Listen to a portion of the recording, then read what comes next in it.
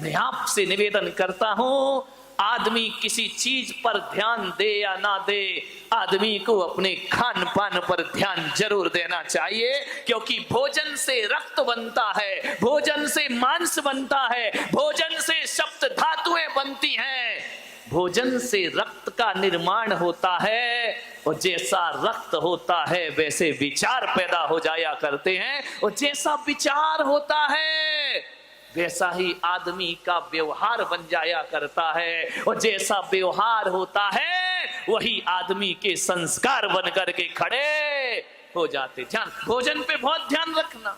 महिलाओं से मेरा निवेदन है, जिसका खान पान शुद्ध होता है उसकी खानदान शुद्ध हुआ करती है। ध्यान रखिए, खान पान से खानदान का बड़ा रिश्ता है। मांसाहार आर्यों का भोजन नहीं है।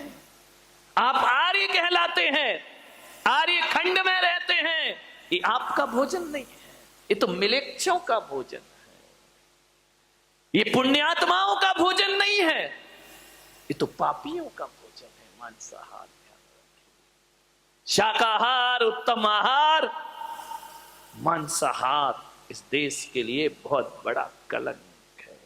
ध्यान रखिए, आज अस्पतालों में जाकर के देखना तो शाकाहारी पेशेंट कम मिलते हैं, मांसाहारी पेशेंट ज्यादा मिला करते हैं।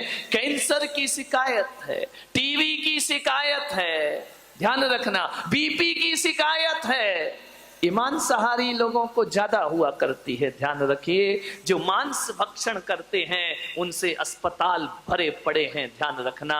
मान्यवर, आपसे मेरा एक निवेदन है, बड़ी विनम्रता के साथ खान पान पर विशेष ध्यान दीजिए।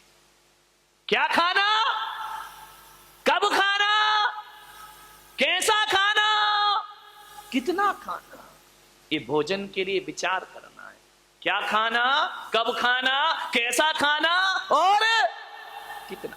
पशु को डालते जाओ डालते जाओ डालते जाओ, वो मना ही नहीं करता है, खाते जाता है खाते जाता है। पशु के पास तो इतना भी विवेक नहीं है, उसे प्यास लगती है तो नाली का पानी पी लिया करता है, उसे प्यास लगती है गटर का पानी पी लिया करता है। लेकिन मनुष्य को प्यास लगती है, प्यासा मर जाएगा लेकिन नाली और गटर का पानी पीने को तैयार नहीं हो। मनुष्य विवेकवान है, मनुष्य ज्ञानी है, जानवर अज्ञानी है, वो कुछ भी खा सकता है।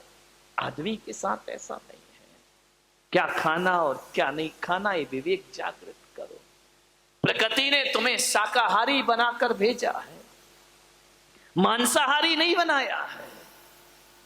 प्रकृति का नियम है, जो जैसा होता है उसे वैसा बना के भेजते हैं।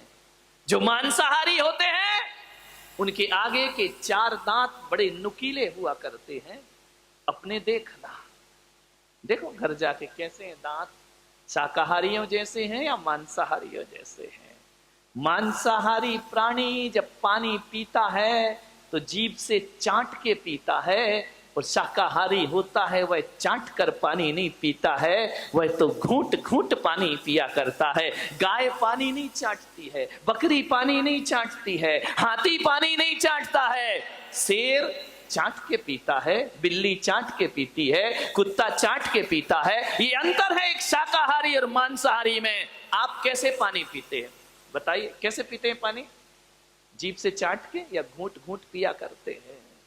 तो आप शाकाहारी हैं। गाय कभी चाट के नहीं पीती पानी, भैंस नहीं पीती। शाकाहारी प्राणी जो भी होंगे वो चाट के पानी नहीं पीते हैं। मांसाहारियों के नाखून की बनावट अलग होती है, वह नुकीले होते हैं और घूम जाया करते। आपके नाखून तो ऐसे नहीं है ना, तो भगवान ने आपको मांसाहारी बनाया है या शाकाहारी बनाया है? जरा ईश्वर से जाके पूछना। मांसाहारी प्राणियों की आंखें रात के अंधेरे में लाल चमका करती हैं, शाकाहारी की नहीं चमका करती हैं। आपकी आंख अंधेरे में चमकती है या नहीं चमकती है? विचार करिए। प्रकृति ने आपको शाकाहारी बना करके भेजा हुआ है।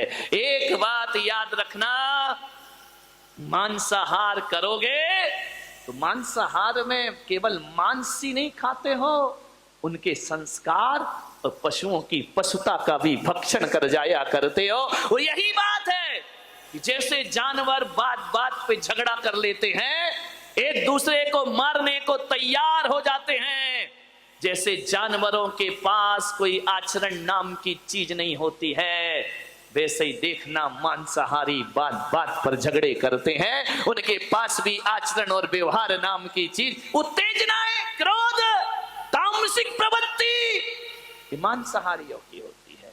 शाकाहारी कौम शांत रहा करती है, विचारों में तामसिकता पैदा करता है मांसाहार। एक बात याद रखना, शाकाहारी पशु स्नान ना करे तो भी दुर्गंध नहीं आती, लेकिन मांसाहारियों के शरीर से दुर्गंध आया करती है, बदबू आया करती है। विचार करिए, गाय में बदबू नहीं आती है, कभी शेर में दुर्गंध आती है। कभी देखना, शेर का मुंह देखकर किसी के अंदर करुणा नहीं आती है, लेकिन गौ माता को देख लो तो करुणा छलक छलक पड़ जाया करती है। गाय के चेहरे पर बड़ा भोलापन हुआ करता है, गाय के चेहरे पर ऐसा वात्सल्य टपका करता है, शेर पर नहीं टपकता है। ध्यान रखना। राजन, तुमने 100 हंसों का मांस खाया है, आज उसका ये दुष्परिणाम है कि तुम्हें 100 बच्चों की लाश पे आंसू बहाना पड़ रहे हैं। ध्यान रखिए, तुमने भी तो किसी के बच्चे छीने थे, तुमने भी तो क्रूरता से धृतराष्ट्र ने कहा कि महाराज वो तो मेरे अनजान का कृत्य था, क्या अनजान के किए पापों की भी सजा मिलती है कि जानबूझकर किए पापों की सजा मिलती है? आदमी यही सोचता है कि जो पाप जानबूझ के किए जाते हैं उनका फल ज्यादा मिलता है। मैं पुलक सागर कहता हूं, कर्म तो कर्म है, चाहे बेहोशी में करो चाहे होश में करो, उनका फल तो प्राप्त। आप एक बात बताइए, बारामती के लोगों से मैं पूछ रहा हूं, किसी के घर आप गए, बैठने गए, और यदि उसने 2 गिलास रख दिए दूध के, एक में जहर मिला है और एक में नहीं मिला है, आपको नहीं मालूम किसमें जहर है किसमें नहीं है, और आप जहर वाला गिलास पी गए, फल मिलेगा या नहीं मिलेगा? बोलिए, क्यों? आपने जानबूझ के थोड़ी पिया है, अनजाने में पिया है ना, फल प्राप्त होगा या नहीं होगा? ध्यान रखना, कर्म किसी को नहीं छोड़ा करते हैं।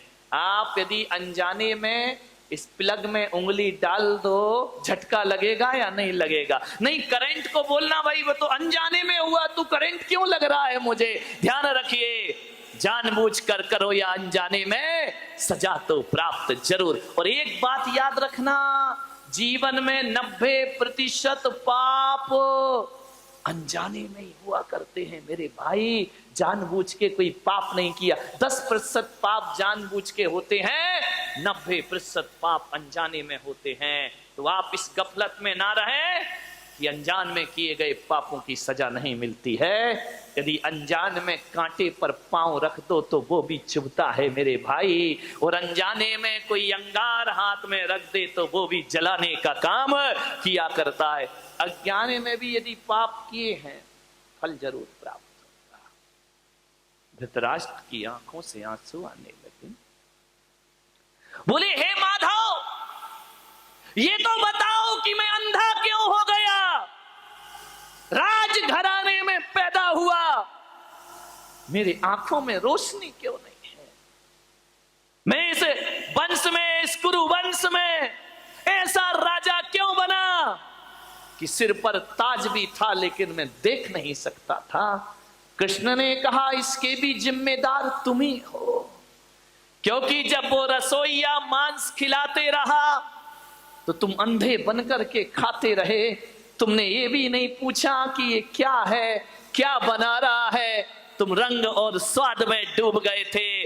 आंखें होने के बाद भी तुमने आंखों से देखा नहीं।